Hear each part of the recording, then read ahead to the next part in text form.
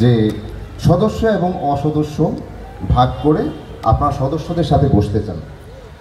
এখানে সবাই শিল্পী, সেটাকে আপনি অস্বীকার করতে পারেন? এখানে এভরিওয়ান অভিনয় শিল্পী, অস্বীকার করতে পারেন? যদি অস্বীকার করতে না পারেন, আমাদের ইজ্জত নেওয়াটা কিভাবে আপনি নিছেন? এর প্রত্যেকের ইজ্জত আপনারা নিছেন, প্রত্যেকে আপনারা ইজ্জতটা নিছেন, সেটা বোঝার চেষ্টা করেন কিভাবে নিছেন। আমরা মনে করি আমরা শিল্পী, আমরা আপন মানুষ, আমরা আমাদের মনের কথা বলি, আমাদের আপন কথা বলি, আমরা ন্যায়কে ন্যায় বলি, অন্যায়কে অন্যায় বলি। আপনারা বলেন নাই, নীরব ছিলেন, নীরব থাকেন, কিন্তু না, আপনারা নীরবে মানুষ হত্যা হচ্ছে, ছাত্র হত্যা হচ্ছে সেটাকে প্রশ্রয় দিচ্ছেন।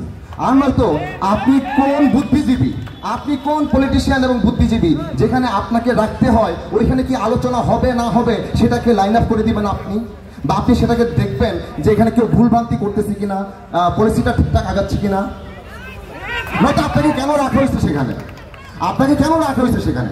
আপনারা বলতেছেন আমাদের কেউ রাখছে, কেউ বের করে দিছে, কেউ ইয়ে করছে। তার মানে কি আপনাদের কোনো মানে ইয়ে নাই, বোধজ্ঞান নাই? আপনাকে কে কোথায় নিয়ে যাবে, কোথায় নিয়ে বাংলা বাজারে বিক্রি করে দিবে আপনি সেই সম্পর্কে জানেন না। আপনি একটা সংগঠনের সভাপতি সেক্রেটারি হয়ে আছেন আপনারা, অথচ আপনাদের মানে জ্ঞান বুদ্ধি কিচ্ছু নাই। আপনি বাংলা বাজারে বিক্রি করে দেওয়ার পরে বলবেন যে আমরা তো বাংলা বাজারে বিক্রি করে দিছে, আমি কি জানি? আপনি কি বিক্রির যোগ্য? তার মানে আপনি বিক্রিযোগ্য, তার মানে আপনি বিক্রিযোগ্য। তো এখানে আমরা শিল্পীরা বসছি, আমরা চিঠি পাঠাইছি, চিঠি পাঠানোর পর ওনারা চিঠির উত্তর দেয় হচ্ছে কখন জানেন?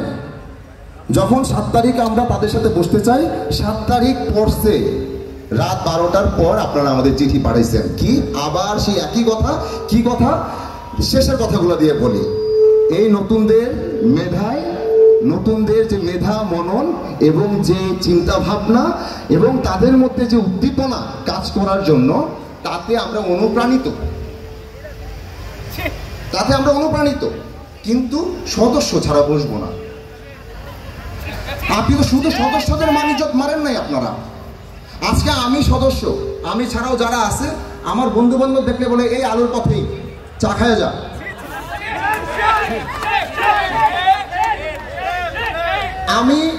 আমরা বলি ছাত্রদের উপর আঘাত হইল, সেটা আমাদের কষ্ট দিচ্ছে। আমরা বললাম এটা খুবই অপ্রত্যাশিত এবং হতাশাজনক। ছাত্র হত্যা করা হলো, আমরা বললাম যেটা হত্যা এবং একটা সরকার কর্তৃক হত্যা হতে পারে না। উনি আমাদের অভিভাবক, থামলো না, দিনের পর দিন হত্যা হচ্ছে। আমরা সেটা নিয়ে আমরা শিল্পীরা মানবিক জায়গা থেকে বললাম আমরা মানুষ, আমাদের এই অধিকার আছে এবং আমাদের অধিকার লঙ্ঘন হচ্ছে এবং আমাদের হত্যা করা হচ্ছে বলছিলাম। আপনারা বিবৃতি দিয়েছেন একটা 15 তারিখ। কি বিবৃতি দিয়েছেন? আমি কে, তুমি কে, রাজাকার রাজাকার।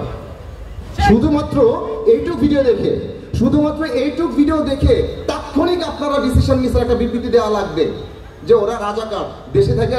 এবং সেটা আমাদের সভাপতি সাহেব সংবাদ মাধ্যমে বললেন যে একটা চেতনা থেকে এটা বলা হয়েছে। আপনার একটা চেতনা এত শক্তিশালী যে আপনি 14 তারিখ ভিডিও দেখে 15 তারিখ বিবৃতি দিতে পারছেন। 15 তারিখের পর আপনারা বুঝতে পারছেন বিবৃতিটা সার্বজনীন হয় নাই। 15 তারিখের পর আপনারা বুঝতে পারছেন বিবৃতিটা সার্বজনীন হয় নাই। ফাইন, ভালো কথা। 14 তারিখ একটা ভিডিও দেখে আপনি 15 তারিখ বিবৃতি দিতে পারেন, তারপরে বুঝছেন সার্বজনীন হয় নাই। সেটার বিবৃতি দিবেন কি দিবেন না, তার জন্য প্রতিদিন মানুষ হত্যা হচ্ছে, প্রতিদিন ছাত্রদের হত্যা করা হচ্ছে। সেটা দিন গিয়ে 30-31 তারিখ আপনারা ভাবলেন আমাদের মনে একটা বিবৃতি দেওয়া দরকার। আপনার একটা চেতনা কত গতিসম্পন্ন, এবং পরে যখন মানুষের জন্য কথা বলবেন তখন আপনি স্লো হতে হতে হতে হতে আপনি 2G'র নিচে নেমে গেছেন। নেট বন্ধ ছিল, তারা তো কাগজে কলমে বলতে পারতো। 2G'র নিচে চলে গেছেন। তারপরে কি হলো? আপনারা বসছিলেন কি বসছিলেন না সেটা আপনারা ক্লিয়ার করেন নাই। এর মধ্যে কি হইলো? 3 তারিখ একদল গেল বিটিভিতে, বিটিভি ভাঙচুর হয়েছে এবং শিল্পীদের হৃদয়ে রক্তক্ষরণ শুরু হলো। এটা 1 তারিখ ছিল, আচ্ছা সরি, 1 তারিখে আপনারা ওইখানে গেলেন এবং আপনারা বললেন যে আমরা, তারপরে তো গেলাম ঢাকা মেডিকেলেও, এক ভাগ গেছে ওইদিকে, এক ভাগ গেছে আমরা ওইদিকে।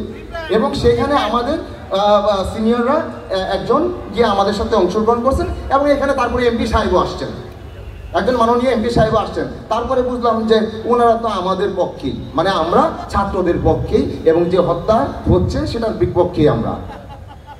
মানে এটা যেমন নাটকীয়তা এই সময় যেমন বোঝা যায় যে আপনাদের এটা যেমন হাস্যকর, যেমন বোঝা যায় যে আপনারা কখনোই আপনাদের কোনো গোল নাই, আপনারা যেদিকে যাবেন বৃষ্টি সেদিকে ছাতা ধরবেন এই পন্থায় আছেন, এবং এটা বিশেষ একটা চর্চা শিল্পী, সেটা আমরা সেই চর্চা করি না। এবং আমাদের যে দায়ীটা আপনারা করছেন সেটা কিভাবে, যে শুরুতে আমরা কথা বলছিলাম, কথা বলার পর আমরা যা যা কথা বলছি আমাদের কাছে অনেক মানুষজন, অনেক ছাত্ররা নক দিত, এবং আমি বলতে পারি আমরা এটা অবশ্যই স্বীকার করি, মানুষের ভালোবাসা পাওয়াটা আশীর্বাদ আমাদের জন্য আশীর্বাদ। আমাকে স্কুল কলেজ ক্যাম্পাস পুরো যারা ম্যাক্সিমাম জন চিনে তারা আমাকে নক দিত, আপনারা কিছু বলেন। যারা হয়তো তাদের কাছে পোস্ট পৌঁছাইতো না, আমি বলতাম, তারা দেখতো, ঠিক আছে, তারা এটা বলতো। কেন বলতো? কারণ এই সময়টা সবাই নীরব থাকাটাকেই গ্রহণ করে নিয়েছে, কথা বলতে পারতো না, সেটা একটা অবস্থা।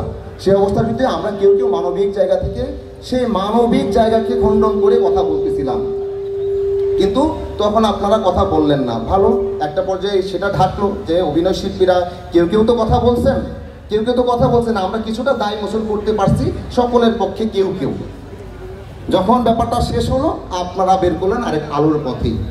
এখন এই দায়টা আমাদের মুছতে হবে, এই দায়টা আমাদের সামলাইতে হবে।